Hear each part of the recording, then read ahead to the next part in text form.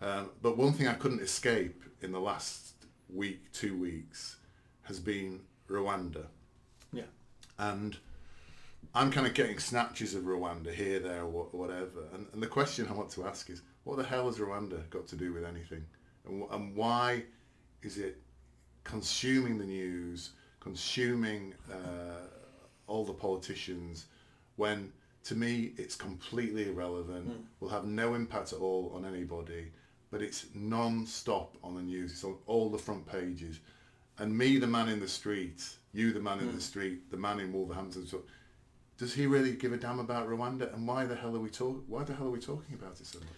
It's because it's now turned into the only policy the Tories have got to attempt to reduce mass migration, which it won't. Yeah. You know, we're getting 30, 40, 50,000 illegals across the channel every year. Could be stopped overnight if they wanted to. I'd stop it overnight if I was PM. Easily done. But because they can't, I mean, they don't want to talk about legal migration. You know, it's over 1 million a year coming into the country. Yeah. Net migration's about 700,000, but you've got over 1 million new migrants coming into the country every single year now. Yeah. 1 million. They want to talk about that, so they want to talk about the illegal migration and look at the boats. The boats is a bigger issue than it should be because A, they're coming illegally, which sounds a bit scary. They're coming on boats, which looks a bit like an invasion. Yeah. We're putting them up in 4-star hotels. Yeah. And all the optics around it looks wrong. So and you made the point very well last time we spoke that they are criminals. Yeah. The very act of coming across illegally on a boat makes you a criminal by law. By law in this country. Yeah. If you come to this country illegally, you have broken the law, and by definition, you're a criminal. Yeah. The Tories have tied themselves up with this now, and that's why they probably don't want the Rwanda policy, but there's nothing they can do. So the leader, Sunak, Prime Minister, he's trying to save his job at the moment. He could go any day now because they're a dying government. And the other politicians now are looking at him and going, I'll do anything to make it look better for when I stand at the end of the year for election. So they're quite willing to throw their leaders under the bus, which they have done for a couple of years, if it makes them have a better chance of being elected. So what is the Rwanda plan? The Rwanda plan is we take illegal immigrants here and we send them to Rwanda, and everyone we send to Rwanda, Rwanda sends us one of their migrants over here. So it doesn't reduce any numbers. Oh, I didn't know that. Really. Yeah, it's a one-for-one swap. Okay.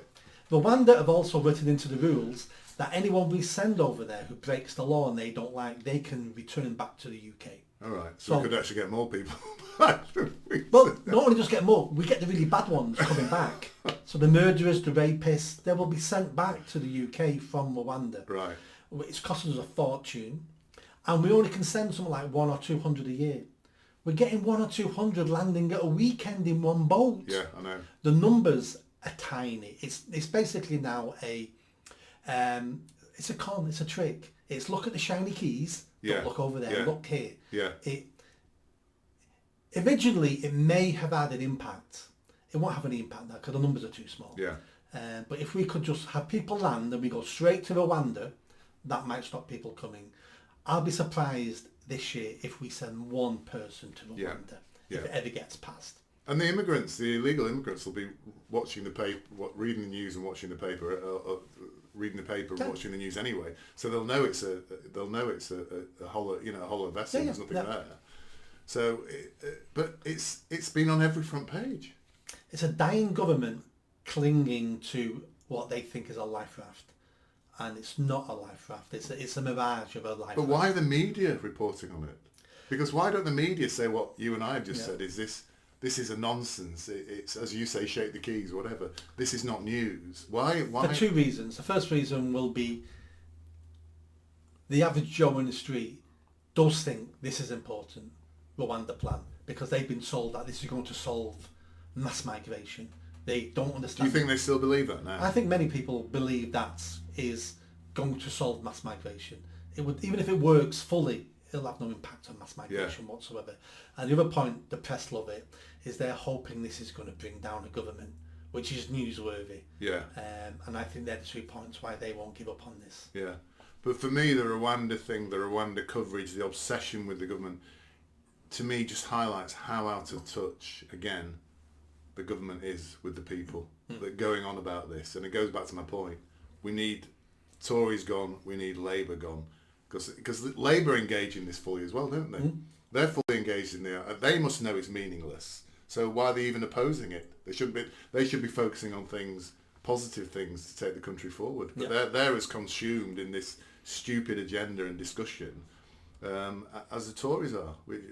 So I think in conclusion to that question is, yes, there is nothing about that. Rwanda is unimportant and all the conversation. Which so when the boat's coming across, what you do is you get a huge Navy ship or you get a cruise ship we hire. We park it in a channel. We have small vessels, Royal Navy vessels that intercept the boats. We take it to the big ship. We unload them. They get stored on that ship for a couple of weeks. Then that ship, when it's full, sails to the Ascension Islands in the Atlantic. We disembark them all there. They get processed. They stay in camps.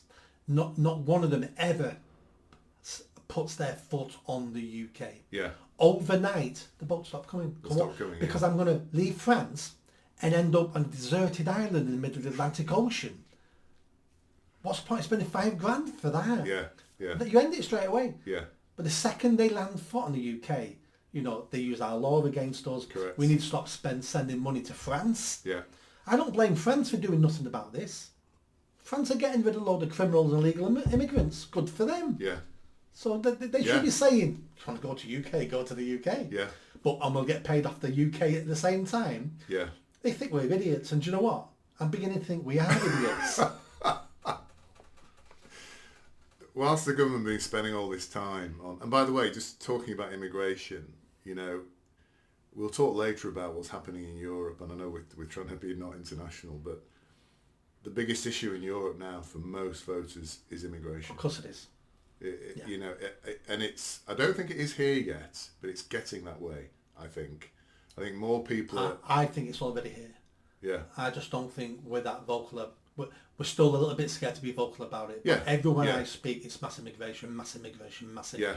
Yeah. I'm talking about people who normally don't talk about politics for me at all. Yes, yeah. And I've got a map later, which maybe you'll be able to put on the podcast, which shows, I'll hold it up later, but shows what people are thinking about immigration. So I think talking about immigration and, typically now, if you talk about immigration or trying to stop immigration, you'd be labelled as a fascist or a white supremacist or whatever.